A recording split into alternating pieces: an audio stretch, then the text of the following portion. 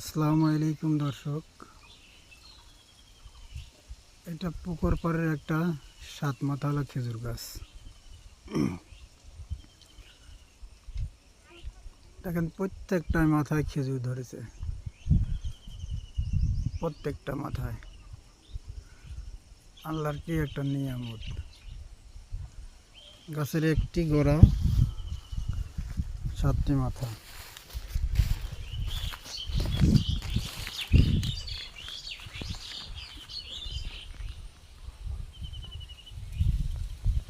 এপার থেকে 6টা দেখা যাচ্ছে আর ওপার থেকে 7টা দেখা যায়।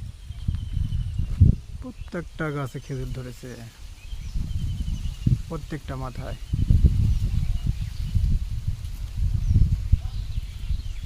এটা কোনো রাস্তার পাশে হলে খেজুর গাছের নামে নামকরণ হয়ে যেত 7 মাথা।